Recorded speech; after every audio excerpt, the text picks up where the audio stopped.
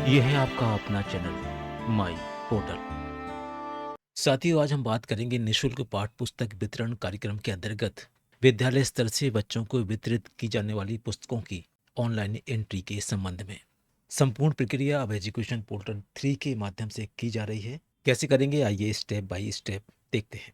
आप ये सारी प्रोसेस आप मोबाइल, लैपटॉप, डेस्कटॉप, टैबलेट किसी पर भी करेंगे, सारे ऑप्शन आपको एक ही तरह के दिखाई देंगे। चलते हैं ऑनलाइन, किसी भी ब्राउज़र पर ओपन करते हैं एजुकेशन पोर्टल 3। अगर आपको यूआरएल लिखने में कोई दिक्कत है तो आप एजुकेशन पोर्टल 3 टाइप करेंगे तो जो पहली वेबसाइट आएगी आप उसको क्लिक करके ओपन कर लीजिए। एजुकेशन पोर्टल 3 ओपन करते हैं और अगर आप चाहते हैं तो आप सीधे एजुकेशन पोर्टल 3.in पर भी क्लिक करके ओपन कर सकते हैं। स्कूल का यूडाइस कोड और पासवर्ड को एंटर करना है। कैप्चा कोड डाल के हम लॉगिन कर लेते हैं। इसके बाद कुछ इस तरह की स्क्रीन आपको दिखाई देगी। यहाँ पर आपको जाना है टेक्स्ट बुक मैनेजमेंट वाले ऑप्शन पर। अभी आपको ये ऑप्शन कुछ यहाँ पर दिखाई दे रहा है, लेकिन हो सकता है आने वाले समय में सॉफ्टवेयर अपडेट होने से ये ऑप्शन आपको कहीं और दिखाई देने लगे, लेकिन आपको जाना है टेक्स्ट बुक मैनेजमेंट वाले ऑप्शन पर। क्लिक कर लेते हैं। इसके बाद आपको जो ऑप्शन दिखाई देंगे वो पहला रिपोर्ट आएगा और दूसरा टेक्स्ट बुक डिस्ट्रीब्यूशन का आएगा। आपको टेक्स्ट बुक डिस्ट्रीब्यूशन वाले ऑप्शन पर क्लिक कर लेना है। यहाँ पहुँचने के बाद आपको अपने स्कूल का यूडाइस कोड दिखेगा। आपको एकेडमिक ईयर में करंट एकेडमिक ईयर को सिलेक्ट कर लेना है। इसके बाद क्लास सिलेक्ट करने का ऑप्शन है। आप जिस भी कक्षा के बच्चों की पुस्तक को डिस्ट्रीब्यूट करना चाहते हैं तो आप उस क्लास को सिलेक्ट कर लेंगे। जेंडर का भी फिल्टर यहाँ पर दिया गया है। अगर आप बॉयज़ एक बार में देखना चाहते हैं या गर्ल्स एक बार में देखना चाहते हैं तो आप उसको भी देख सकते हैं। इसके बाद बुक्स का मीडियम भी यहाँ पर दिया गया है। आप जिस भी मीडियम की बुक्स बच्चों को वितरित करना चाहते हैं, जिस भी माध्यम की बुक बच्चों को वितरित कर रहे हैं, आपको यहाँ पर ये सिलेक्ट करना है। इसके बाद बुक का टाइप भी यहाँ पर दिया गया है। आप पाठ्य पुस्तक अगर वितरित करना चाहते हैं तो आपको यहाँ पे पाठ्य पुस्तक सेलेक्ट करना पड़ेगा और अगर आप एफएलएन बुक्स डिस्ट्रीब्यूट कर रहे हैं तो आपको यहाँ पर एफएलएन बुक्स को सेलेक्ट करना पड़ेगा। चलिए, आपको एक बार प्रैक्टिस कराने के लिए एक किसी भी ऑप्शन को यहाँ पर सेलेक्ट कर लेते हैं। इसके बाद हम सर्च बटन दबाते हैं। जैसे ही आप यहाँ पर सर्च बटन दबाएंगे, एक छोटी सी स्टॉक समरी आपको यहाँ पर दिखाई देगी।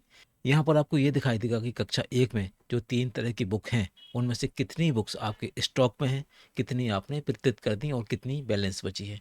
अब यहाँ पर ध्यान ये आपको देना होगा कि जब तक आपके पास बुक्स आपके स्टॉक में नहीं होंगी तब तक आप उस बुक्स को यहाँ पर वितरित नहीं कर सकते। मान लीजिए यहाँ पर आपके पास स्टॉक में एक भी बुक्स अवेलेबल नहीं है, लेकिन अगर आप बच्चे को वितरित करते हैं और यहाँ पर सबमिट बटन क्लिक करेंगे तो देखिए यहाँ पर मैसेज आपके सामने आ जाएगा, यानी आपके पास बुक्स स्टॉक में नहीं है, इसलिए इसको वितरित नहीं कर सकते। इसलिए सबसे पहले ध्यान ये आपको रखना है कि जब भी आप बुक्स को वितरित करेंगे तो सबसे पहले आपको अपना स्टॉक को चेक कर लेना है। अब हम यहाँ देख लेते हैं कि किस क्लास के लिए हमारे पास स्टॉक अवेलेबल है। तो चलिए हम किसी दूसरे क्लास को एक बार अपडेट करके देखते हैं कि उसमें स्टॉक अवेलेबल है कि नहीं है। यहाँ पर हमने क्लास 4 किया, सर्च किया और यहाँ पर आप देख पा रहे होंगे स्टॉक दिख रहा है बुक्स का। बाकी जो 3 बुक्स हैं उसमें स्टॉक अभी अवेलेबल नहीं है। चलिए तो हम इसका वितरण करते हैं। हम यहाँ चाहते हैं तो पार्शली बुक भी डिस्ट्रीब्यूट कर सकते हैं, क्योंकि अभी हमारे पास स्टॉक में सिर्फ भाषा भारती आई है तो हम इसको पार्शली सिलेक्ट करते हैं। पार्शली सिलेक्ट करने पर आपके सामने जिसका स्टॉक है वो बुक्स यहाँ पर दिखने लगेगी और अब हम नीचे पहुँचेंगे, सबमिट कर देंगे, यस कर देंगे तो देखिए यहाँ पर रिकॉर्ड सक्सेसफुली आपके सामने आने लगा।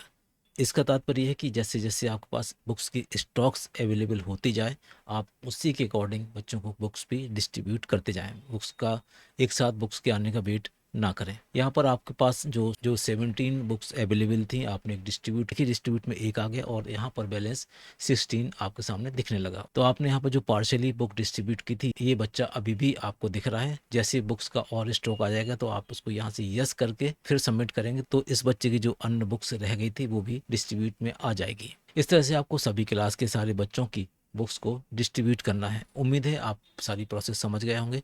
फिर भी मन में कुछ डाउट रहता है तो कमेंट बॉक्स में एक बार ज़रूर पूछिए। मिलते हैं एक नई वीडियो में एक नए टॉपिक के साथ। तब तक के लिए थैंक्स फॉर वॉचिंग।